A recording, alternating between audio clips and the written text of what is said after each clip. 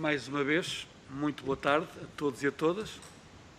Agradeço naturalmente a presença de todos e agradeço particularmente a presença do Sr. Secretário de Estado da Conservação da Natureza, das Florestas e do Ordenamento do Território, João Catarino, a esta questão que foi levantada através do requerimento apresentado pelo Grupo Parlamentar do PAN sobre a Diretiva Habitat. Portanto, é sobre isto que vamos tratar, é sobre esta situação e este requerimento apresentado pelo PAN que se trata até o tema desta audição. Como sabem, estas audições funcionam com a grelha de tempos que habitualmente temos utilizado, ou seja, recapitulando, uma apresentação inicial do requerimento pelo Grupo Parlamentar requerente, neste caso o PAN, de 2 minutos, seguir-se-á uma intervenção inicial do Sr. Secretário de Estado e depois passamos a uma ronda de intervenções de 3 minutos cada grupo parlamentar, em que, no final, temos uma resposta global a essas questões levantadas por cada grupo parlamentar, pela parte do Sr. Secretário de Estado, por um tempo aproximado de 10 minutos. Portanto, será esta a metodologia adotada. Estamos em perfeitas condições de iniciar esta audição e, nesse sentido, passo a palavra ao Grupo Parlamentar do PAN, pela intervenção, representado pelo Sr. Deputado André Silva, para fazer a apresentação do requerimento. Faz favor de se dirigir aqui à tribuna para fazer essa mesma apresentação. Aliás, sempre que estejam presentes, farão as intervenções a partir daqui. Nos casos que está por via Skype, naturalmente farão dessa forma essa mesma intervenção. Faz favor, Sr. Deputado. Obrigado, Sr. Presidente. Cumprimento todas e todos os presentes, em particular o Sr. Secretário de Estado da Conservação da Natureza, Florestas e do Ordenamento do Território. Agradecer a sua vinda ao Parlamento. Em 2019, o Tribunal de Justiça Europeu concluiu que Portugal não cumpre desde 2009 a Diretiva Habitats, ao não adotar as medidas de conservação necessárias dos habitats naturais e das espécies presentes nos 61 sítios de importância comunitária em causa, e não cumpriu, não por incapacidade de cumprir, não cumpriu para não pôr em causa determinadas explorações económicas como o aeroporto do Montijo, as dragagens do Sado, os empreendimentos turísticos em Troia e na Comporta, os olivais intensivos no Guadiana, as estufas intensivas lá embaixo na Costa Vicentina, e que todas se situam em zona de influência destes locais ou mesmo dentro destes sítios. Entretanto, em março deste ano, 11 anos após o sucessivo incumprimento dos governos do PS e do PSD, foram classificadas como zonas especiais de conservação, estes 61 sítios de interesse comunitário, e podíamos pensar que o problema ficou resolvido, mas não. Os planos de gestão específico para estes locais, que é o que vai marcar de facto a diferença, só têm que estar concluídos daqui a 2 anos, isto é, 13 anos depois do tempo devido. Até lá vamos continuar a ter estudos de impacto ambiental que desconsideram completamente as consequências catastróficas que os projetos vão provocar nos habitats e nas espécies protegidas, e vamos manter a exploração económica na natureza em Portugal da forma como temos assistido. E deixava para já com uma questão, só para arranque deste requerimento e desta audição: porquê 2 anos para elaborar os planos, se não é, dada o perigar dos ecossistemas em causa e o atraso enorme com que já estamos, se estes planos não poderiam ou deveriam estar prontos mais cedo? Muito obrigado. Muito obrigado, Sr. Deputado. Tem a palavra para a intervenção inicial o Sr. Secretário de Estado, João Catarino. Faz favor, Sr. Secretário de Estado. Bom, muito obrigado, Sr. Presidente da Comissão do Ambiente, Energia e Ordenamento do Território, senhoras deputadas, senhores deputados. Em Portugal continental encontram-se classificados 63 sítios na Lista Nacional de Sítios, 62 dos quais já foram reconhecidos pela Comissão Europeia como sítios de importância comunitária, passando a integrar a lista de sítios de importância comunitária das regiões biogeográficas Atlântica e Mediterrânica, respectivamente em 2004 e 2006. Nos termos do Decreto-Lei 140 de 99, de 24 de abril, que transpõe para a ordem jurídica interna a Diretiva Habitats e a Diretiva Aves, os sítios da lista nacional de sítios aprovados pela Comissão Europeia como sítios de importância comunitária devem ser classificados como zonas especiais de conservação no prazo de 6 anos, mediante decreto regulamentar. Isto significa que em Portugal e até final de 2019 existiam sítios de importância comunitária no continente há mais de 6 anos e sem terem sido designados como zonas especiais de conservação, como já disse bem o Sr. Deputado. É neste enquadramento que, e como é do conhecimento público, o Tribunal de Justiça da União Europeia decidiu, por acórdão proferido a 5 de setembro de 2019, que a República Portuguesa, ao não designar como zonas especiais de conservação 61 sítios de importância comunitária reconhecidos pela Comissão Europeia em 2004 e em 2006, num prazo máximo de 6 anos, segundo o Tribunal, não adotou as medidas de conservação necessárias que satisfaçam as exigências ecológicas dos tipos de habitats naturais e das espécies referenciadas na Diretiva e presentes nestes sítios de importância comunitária, não terá cumprido Portugal as obrigações que lhe incumbem por força desta Diretiva. Face a esta situação, este Governo considerou que, existindo já um vasto conjunto de instrumentos de planeamento e de ordenamento do território, vinculando entidades públicas e privadas no sentido de satisfazer as exigências da Diretiva, estariam reunidas as condições necessárias e suficientes para a designação de sítios de importância comunitária como zonas especiais de conservação, sem prejuízo da adoção de medidas complementares e especificamente adequadas às zonas especiais de conservação, cuja classificação ainda estava por formalizar. Assim, como medidas que já foram tomadas para resolver as questões constantes da sentença do Tribunal Europeu, de 5 de setembro de 2019, assinala-se as diligências já tomadas por este Governo, nomeadamente com a publicação do Decreto Regulamentar número 1 de 2020, de 16 de março. Portugal procedeu à classificação como zonas especiais de conservação de 62 sítios de importância comunitária do território de Portugal continental, como tal designados pelos órgãos competentes da União Europeia, como também já foi referido pelo Sr. Deputado. Este diploma identifica as medidas de conservação e de salvaguarda a que ficam sujeitas as zonas especiais de conservação, como forma de garantir a conservação dos habitats e das populações de espécies, nomeadamente em matéria de ordenamento do território, gestão, avaliação de impacto ambiental e análise de incidências ambientais, vigilância e fiscalização.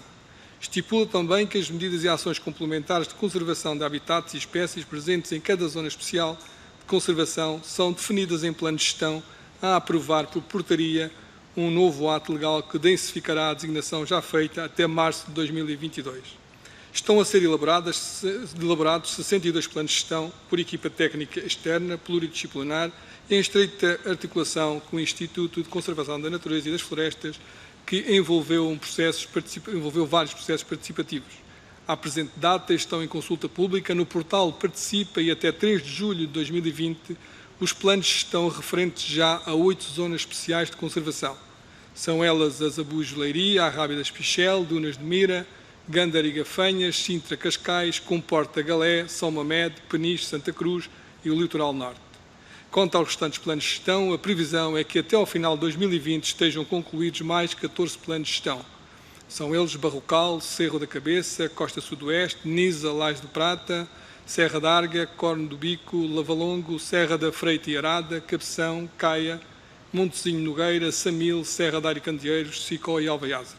Importa relevar o assinalável avanço dos trabalhos dos restantes planos de gestão, realçando que se continua a manter a previsão de conclusão dos mesmos até ao final de 2021, como de resto foi assumido com o Decreto Regulamentar número 1 de 2020, de 16 de março. Friso ainda que a estratégia de elaboração dos planos de gestão em curso permitirá dar resposta às preocupações da Comissão Europeia. Considero ainda também, ou consideramos, melhor dizendo, fundamental assinalar a persistência da persecução de um caminho tecnicamente robusto e que dará garantias à Comissão Europeia de que, não obstante o significativo e inegável atraso que Portugal acumulou no passado, existe um trabalho efetivo que permitirá resolver no curto prazo esta situação de incumprimento. Para além do grande desafio que temos pela frente quanto aos planos de gestão, há muito ainda para fazer no âmbito da Rede Natura 2000, como todos nós reconhecemos. Na verdade, está ainda por concluir o processo de classificação de novos sítios marinhos em Portugal, tema que tem um percurso longo também. Estamos em crer que em 2020 será possível proceder à delimitação de mais 2 sítios marinhos, o alargamento do sítio de importância comunitária do Estádio do Sado e o novo sítio da Costa de Setúbal, após o respectivo reenquadramento face à evolução recente do quadro legislativo relacionado, que inclui a publicação da RCM 143 de 2019, 29 de agosto, que aprovou as linhas de orientação estratégica e recomendações para a implementação de uma rede nacional de áreas marinhas protegidas e o próprio Plano de Situação de Ordenamento do Espaço Marítimo Nacional para as subdivisões Continente, Madeira e Plataforma Continental Estendida, aprovado também por RCM em 30 de dezembro do passado ano. Note-se que este caminho de articulação governativa foi também necessário percorrer enquanto da classificação do novo sítio Maceda Vieira e do alargamento do sítio de importância comunitária da costa sudoeste, concluída em 2019 e mediante o consenso prévio entre o então Ministério do Ambiente e da Transição Energética e as restantes áreas governativas. Mas foi possível dar um passo muito significativo no reforço da Rede Natura 2000 em meio marinho. Este Governo continua empenhado em reforçar o contributo de Portugal para a proteção dos habitats e espécies protegidas em estreita articulação com os outros setores, sempre numa perspectiva de valorização da Rede Natura 2000 e procurando integrar a conservação da natureza, a biodiversidade nas políticas setoriais. Muito obrigado, Sr. Presidente. Muito obrigado, Sr. Secretário de Estado. Passamos agora às intervenções dos grupos parlamentares. Iniciando-se pelo Grupo Parlamentar do Partido Socialista, tem a palavra o Sr. Deputado João Nicolau. Faz favor.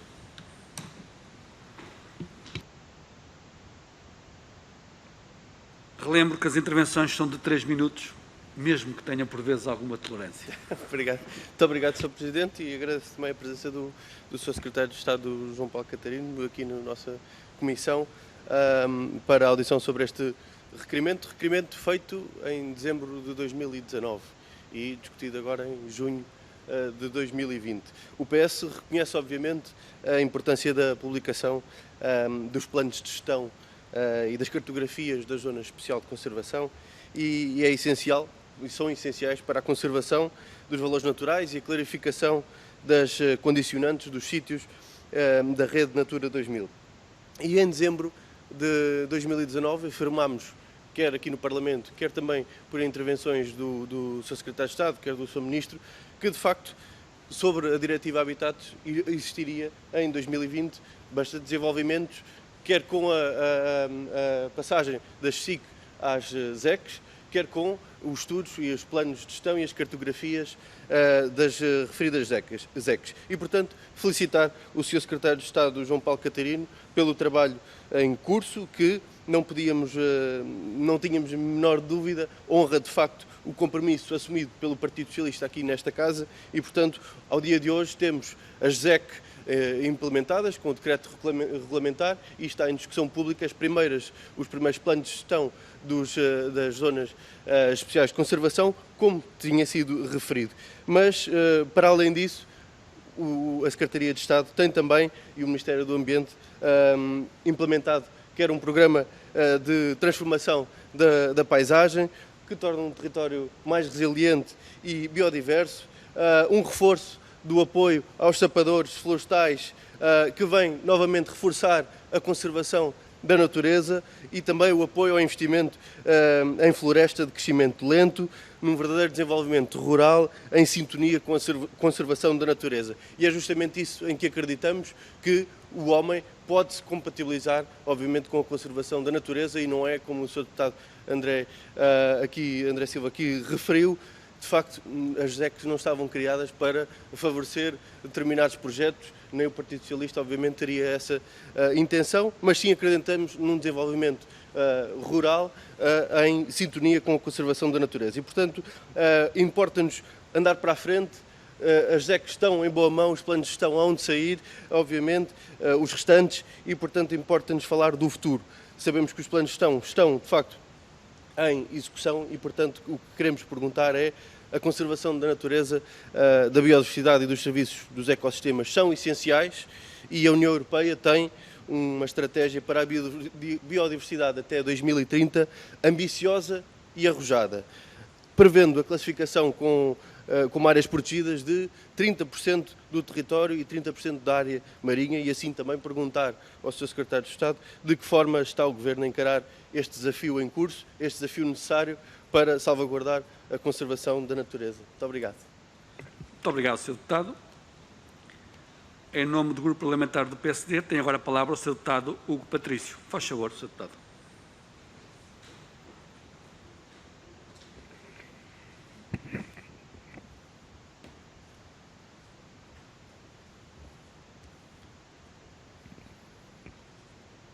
Obrigado, Sr. Presidente. Sr. Secretário de Estado, esta é uma matéria já com barbas, antes com raízes em 1999, com aquilo que foi o agravamento do processo em 2018, com a ação movida ao Estado português pelo Tribunal de Justiça da União Europeia.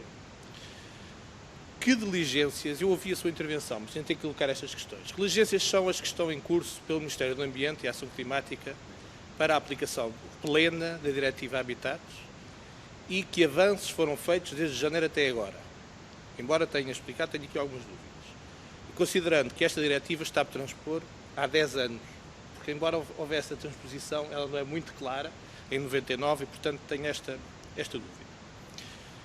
Sabendo que o Sr. Ministro garantiu o financiamento através do POCUR para os planos de gestão, e aquilo que eu ouvi o Sr. Secretário de Estado há pouco dizer, que estão 8, não estou errado, 8 que estão em consulta pública, pergunto quantos é que são os outros, ou qual é que é a previsão de termos os outros todos em consulta pública, e sabendo que só passarão ao CESEC, julgo não estar errado, depois de ter este processo resolvido. E, portanto, o processo legislativo está a ser demorado. E, portanto, também lhe queria perguntar, relativamente à questão do processo legislativo, da portaria que há pouco falava, qual é que é a previsão também que tem para a mesma. Até porque o processo já tem 10 anos e aquilo que me parece é que se vai estender por mais 2 anos, se não estiver errado. E que conclusões é que resultaram dos estudos anunciados pelo Ministério em resposta à ação movida pela União Europeia contra Portugal em 2018, como há pouco tive a oportunidade de dizer.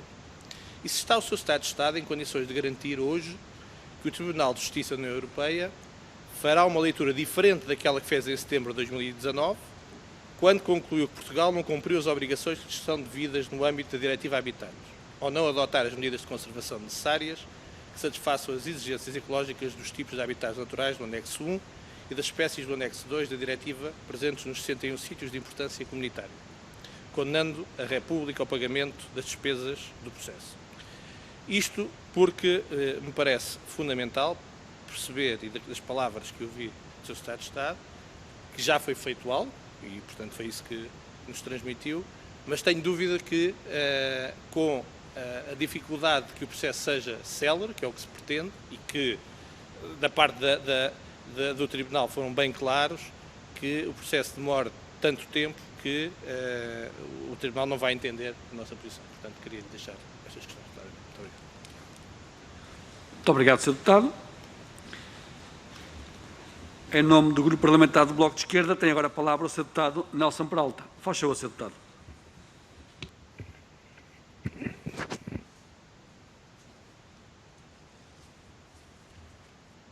Sr. Presidente, Sr. Secretário de Estado, Senhoras e Senhores Deputados, a decisão do Tribunal Europeu de Justiça parece bastante simples de perceber. Portugal não adotou medidas de conservação da natureza, seja ao nível das espécies, seja ao nível dos habitats, a que está comprometido com a Diretiva Habitats, não satisfaz nas exigências que os nossos próprios planos sectoriais da Rede Natura 2000, ou seja, as áreas protegidas, não estão a proteger, são insuficientes nessa matéria, e o Tribunal também é bastante claro ao dizer que havia 61 sítios que deviam transformar-se em zonas especiais de conservação, isto é, o Governo devia proteger estes 61 sítios, que não foram designados. E não estamos a falar de uma coisa que é de agora. 7 destes sítios foram declarados pela União Europeia, 7 em 2004, 54 em 2006. Isso significa que, atendendo a que o Governo português tinha, no máximo dos máximos, 6 anos para esta proteção, devia estar o processo concluído em 2010 e 2012. Estamos em 2020 e não está concluído. E devo dizer que o Bloco de Esquerda tem alguma preocupação com o que o Sr. Secretário de Estado aqui veio dizer. É que não foram protegidos porque considera que os outros planos de proteção, que o resto da legislação, protege suficientemente o território. E agora vai à pressa finalmente proteger isto. Acho que era evitável perfeitamente que o Tribunal condenasse a Portugal. Estamos com um atraso já de 10 anos, que vai ser maior, porque ainda não está concluído este processo, portanto acho que é lamentável da parte do Governo dizer que afinal estava tudo muito bem, era só uma questão de burocracia. Não é uma questão de burocracia, é uma questão de proteção da natureza. Para além disso, durante estes anos, desde 2010, que nós temos estudos de impacto ambiental, temos uma estrutura económica e uma estrutura de uso do território que não corresponde à proteção efetiva destas 61 zonas, o que, de facto, desprotegeu a conservação da natureza durante estes anos. E, para além disso, nós temos agora uma nova estratégia da biodiversidade da União Europeia para 2030, que dita que vamos começar agora um trabalho para proteger 30% do território terrestre e 30% do território marinho. E o que nós percebemos é que Portugal começa este processo que se inicia em 2020 sem sequer ter chegado a 2010, ou que devia estar em 2010. O Sr. Secretário de Estado diz-nos que vamos agora proteger mais áreas marinhas. Muito bem, Portugal tem aliás que proteger 10% por causa da questão da plataforma continental. A pergunta que se coloca é, então, no imediato, quanto é que é a percentagem que vai ser abrangida por zonas de proteção e se vamos atingir aquela que é a nova ambição de 30%.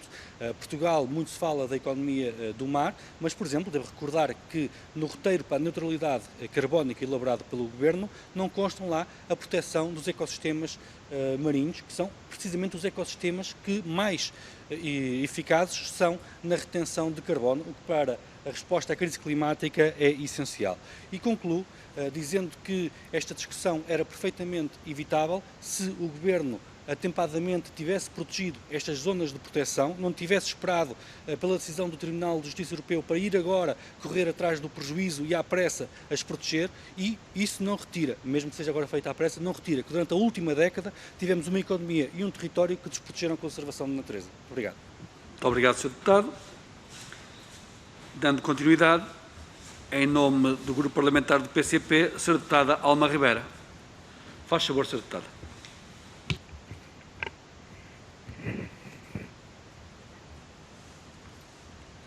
Boa tarde. Agradecer a presença do Sr. Secretário de Estado, cumprimentar os restantes e agradecer ao Sr. Presidente pelo uso da palavra e contextualizando, a Rede Natura 2000 é a rede das áreas protegidas a nível europeu, resulta da implementação de várias diretivas, não só a Habitat, mas também a Aves, na qual são integradas estas de que tanto falamos, zonas especiais de conservação. E eu lembraria que a grande importância e relevância destas áreas, para que quem nos possa estar a ouvir compreenda, é que são sítios de importância comunitária, mas que, estando designados, exigem medidas de conservação adequadas, que serão naturalmente as necessárias para assegurar a manutenção ou o restabelecimento do estado de conservação favorável a estes habitats e às populações de espécies para que o sítio é designado. E, portanto, no fundo, é uma proteção maior. E aquilo que aconteceu foi um atraso lamentável. Nós, de facto, é um pouco difícil discorrermos sobre aquilo que foi, no nosso entender, uma postura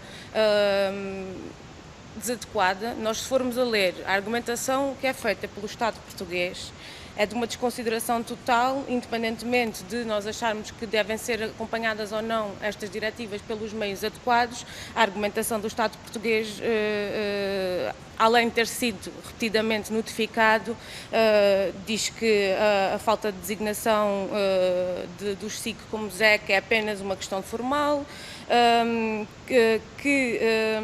portanto, desconsiderando o que é que se está aqui a falar de instrumentos de facto de conservação, que a diretiva não obriga a estabelecer objetivos de conservação para cada SIC, o que também não nos parece correto, porque elas só funcionam se tiverem planos adequados às condições específicas de cada sítio. E, portanto, envergonha-nos um pouco esta linha de argumentação, que de facto é completamente arrasada pelo Tribunal, que nos condena por tudo isto. E preocupa-nos mais do que pela condenação em si, porque o que se perdeu no entretanto de conservação dos habitats e das espécies, mas também de potenciação destes territórios para a atração de atividades ligadas à natureza, de turismo, mesmo da criação de postos de trabalho, e já lá ia, e aquilo que não foi possível compatibilizar ao nível das atividades, nomeadamente nomeadamente agrícolas, por não termos esta definição feita.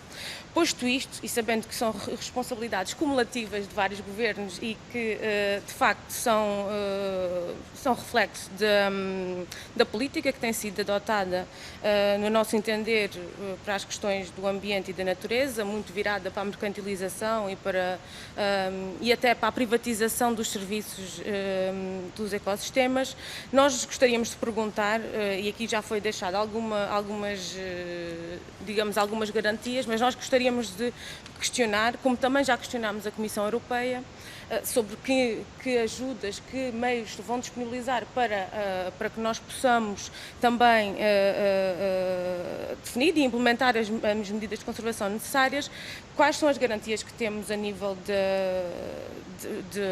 da finalização deste processo. Portanto, aquilo que eu apanhei foi até ao final de 2021, e se para que isso aconteça estão a ser considerados meios para o ICNF que nós neste momento achamos que são claramente insuficientes, e que... Queira terminar, Sra. Deputada, faz favor. Havendo a obrigação de, entre as várias obrigações que uma ZEC estabelece, assegurar a vigilância desses habitats e das suas espécies, que é algo que hoje, não sendo ZEC, não acontece, mas que exigirá que existam meios adequados e diferentes. Obrigada. Muito obrigado, Sra. Deputada. Tenho agora a palavra, em nome do Grupo Parlamentar do PAN, Sr. Deputado André Silva. Faz favor, Sr. Deputado.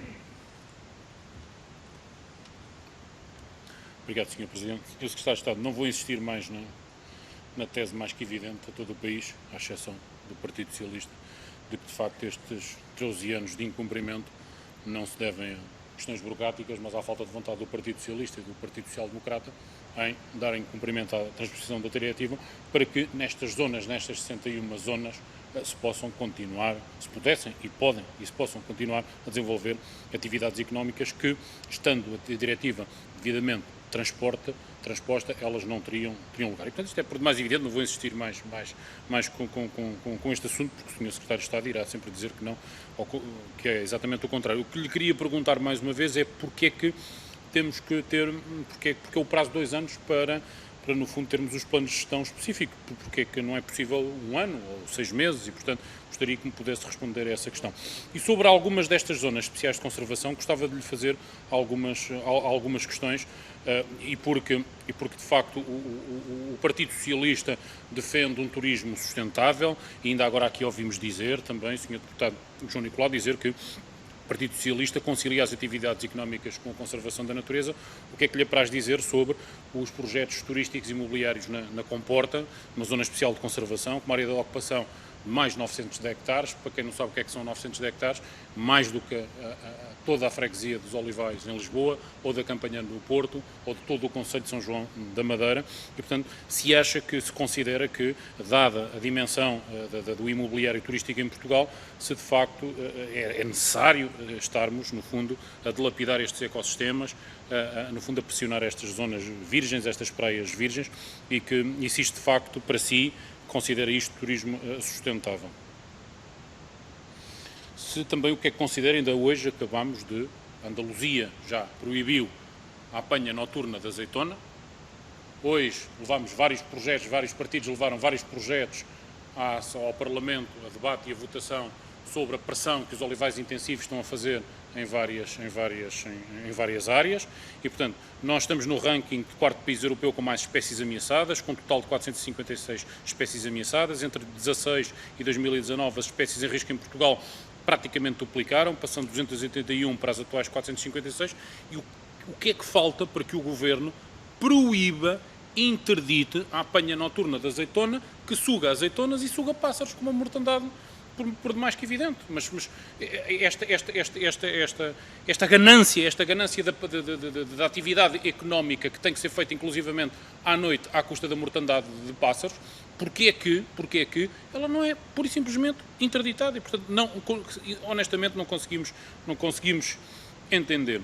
E depois uma última uma última questão que tem que ver com qual é a vossa posição relativamente à utilização de chumbo nas munições da caça. Ela é proibida nas zonas úmidas, mas se o Sr. Secretário de Estado considera que não devíamos também estender essa interdição, essa proibição, visto que há não sei quantos metais que podem ser utilizados como chumbo para atirar sobre os animais, nomeadamente aço, se devemos ou não continuar a utilizar um mineral, aliás, um metal altamente tóxico na caça, que é o chumbo, que tem impactos enormes nos ecossistemas. Muito obrigado. Muito obrigado, Sr. Deputado. Dado que não há mais grupos parlamentares representados aqui na sala, passo de imediato a palavra ao Sr. Secretário de Estado para uma intervenção, naturalmente, em função das questões que foram colocadas, como muito bem entender. Faz favor, Sr. Secretário de Estado. Ora, muito obrigado, Sr. Presidente. Vou tentar, então, responder aqui às questões que nos foram colocadas. E aqui agradeço, obviamente, mas, no fundo, fazia aqui um pequeno enquadramento em relação a esta questão dos sítios, das SICs e das ZECs, para ver se nós estamos todos, se percebemos, no fundo, como é que esta tramitação é feita.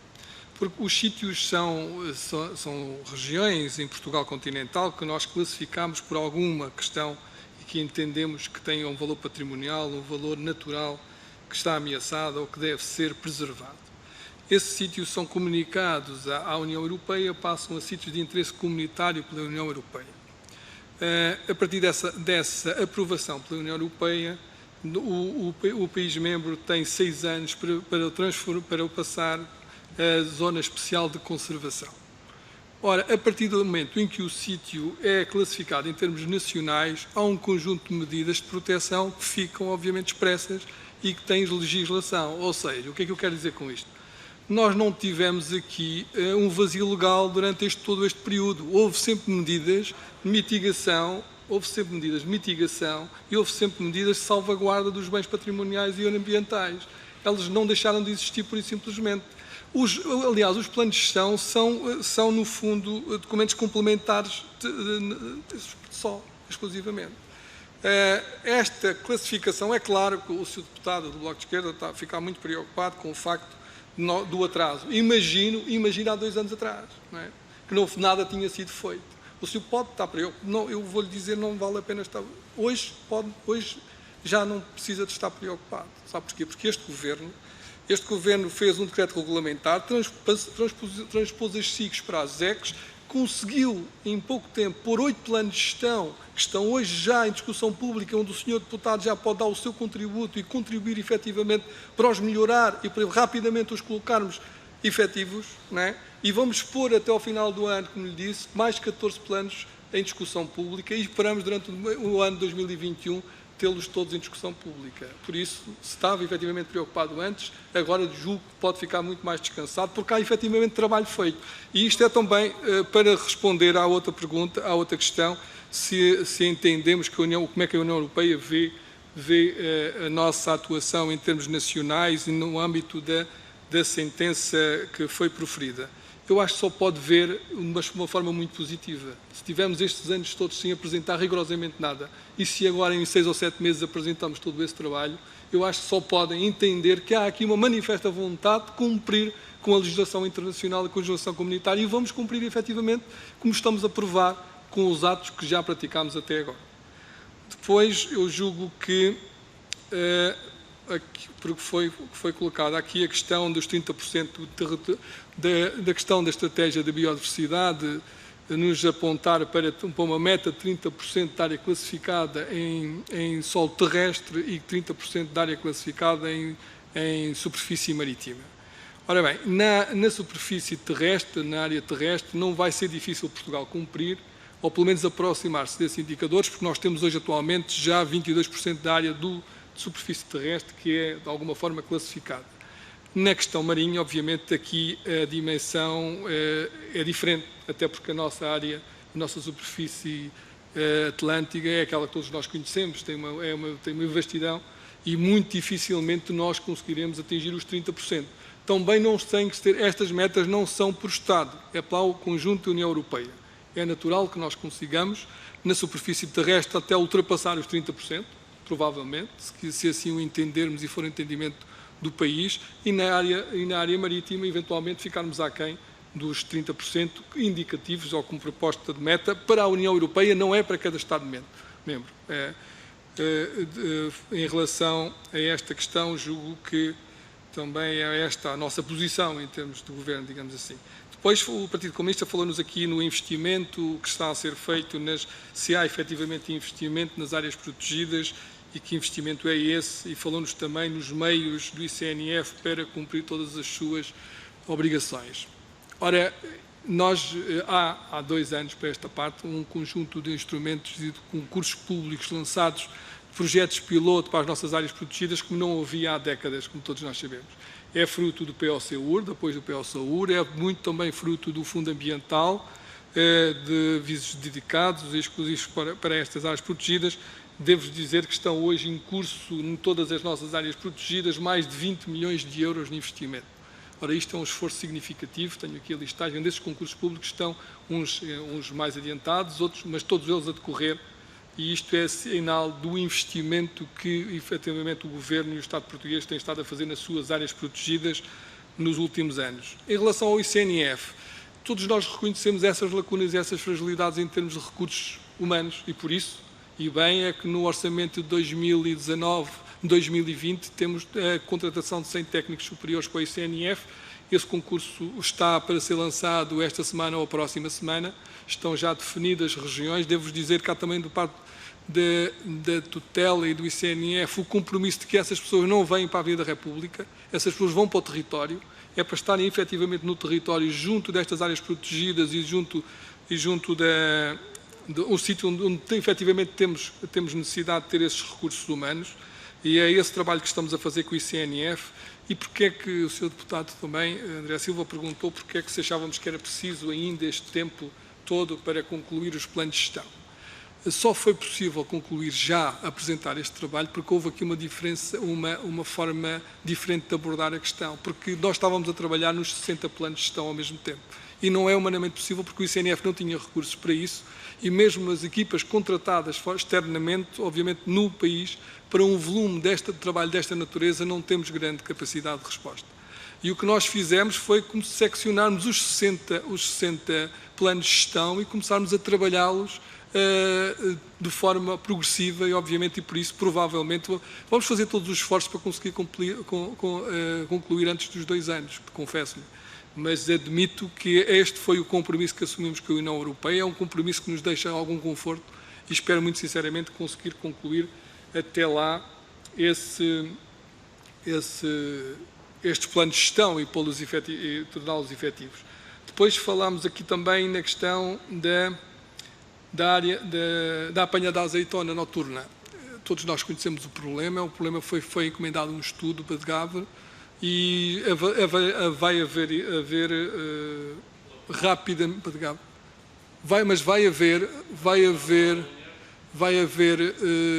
que foi coordenado por eles, mas vai haver rapidamente uma decisão sobre essa matéria. Obviamente é uma decisão que será do Ministério da Agricultura, conjunta do Ministério da Agricultura e do Ministério do Ambiente. Está para breve uma decisão em relação a essa problemática.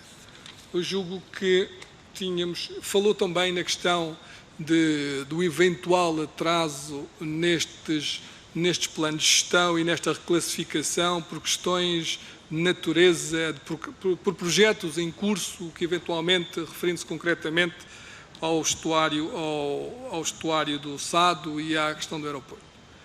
Sr. Deputado, esses investimentos que estão em curso ou que estão previstos não tiveram menos, se as áreas estivessem classificadas, estariam obrigados aos mesmos estudos de impacto ambiental que tiveram esses investimentos. Ou seja, não havia mais outro estudo. Ou seja, não há razão objetiva para acharmos que, pelo facto da área estar classificada como ZEC, a decisão seria outra, porque o estudo era o mesmo que seria exigido para essas áreas. Por isso daí não vejo porque é que onde é que está o sentido dessa afirmação, porque a única coisa que se pode fazer é um estudo de impacto ambiental, não há outro estudo. Esses estudos foram feitos para os 2 casos. Se foram feitos para os 2 casos, o resultado seria com certeza este, independentemente da área estar protegida ou não está protegida por uma ZEC, porque ela está efetivamente protegida, estava como sítio de interesse comunitário. é apenas um plano de gestão e a confirmação de um plano de gestão. Por isso, eu acho que não faz muito sentido entender que foi por essa razão que essas classificações não foram feitas. Não tem a ver com isso, tem a ver efetivamente, durante muito tempo, por uma falta de importância que deram a esta área, não vale a pena termos ilusões, e nos últimos anos não há dúvida nenhuma que o Estado português e o Governo se empenhou profundamente para que isto acontecesse, e a razão é que temos já este conjunto de 8 planos de gestão em discussão pública e que estamos a responder à União Europeia, e julgo que, mas mais que responder à União Europeia, obviamente que nos preocupa, é a conservação daqueles bens e daquele património natural que está naqueles territórios, mas que nunca esteve em causa, porque houve sempre medidas específicas e concretas nestas regiões. Quer dizer, os planos de gestão são um meio complementar. Estas áreas estavam efetivamente já protegidas e continuam protegidas. Não é um decreto regulamentar que nós aprovámos em janeiro que as vai proteger mais. O que é importante agora, e é esse trabalho que estamos a fazer, é que estes planos de gestão não sejam apenas uma transposição ipsis verbis daquilo que tínhamos antes. O que nós queremos é aproveitar esta oportunidade para os melhorar substancialmente, para os trabalhar com os agentes locais, com as câmaras municipais e para que haja aqui um mapeamento efetivo do nosso património natural, do que levou a que aquelas áreas fossem classificadas e para os podermos efetivamente melhorar substancialmente até o investimento que o Estado está a fazer e que pretende fazer nestes territórios. É para isso que nós estamos a fazer estes planos de gestão. E se levarmos mais um mês ou dois, ainda, se o trabalho ficar bem feito, e se houver aqui um upgrade significativo daquilo que tínhamos antes e daquilo que vamos ter a partir de agora, acho que ganhamos todos com isso. Muito obrigado, Sr. Presidente. Muito obrigado, Sr. Secretário de Estado.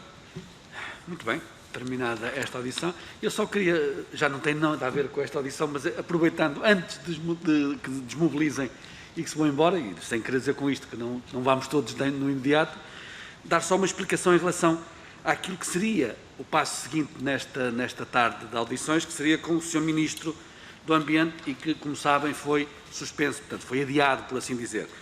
Eu queria dar como informação e em jeito de justificação dizer o seguinte: durante o fim de semana fui informado desta hipotética indisponibilidade do Sr. Ministro, mas só ontem é que nos foi confirmada essa indisponibilidade. Portanto, tem a ver com a duração provavelmente mais longa do que o que seria previsível do Conselho de Ministros, e daí a indisponibilidade que nos foi transmitida e, por isso, o adiamento da audição com o Sr. Ministro.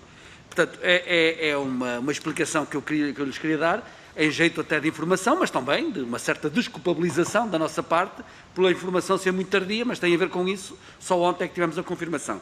E dizer que fica agendado para o próximo dia 17, sendo que até ao momento também não temos qualquer confirmação qual vai ser a ordem de trabalhos em relação a essa mesma audição, porque foram propostas algumas hipóteses, inclusive uma das hipóteses que foi proposta era uma audição de um tema que anda há muito para ser tratado, que é a questão do amianto, conjuntamente com o Sr. Ministro das Finanças, mas neste momento não sei se tal irá ocorrer ou não, atendendo aos últimos desenvolvimentos políticos, não é? Portanto, estamos sem saber exatamente quais serão os temas possíveis a tratar e, por isso, logo que tenhamos alguma confirmação, naturalmente será dada informação a todos, talvez não tão atempados quanto o devido que deveria ter sido, que deva ser. De qualquer forma, ficam já com esta informação.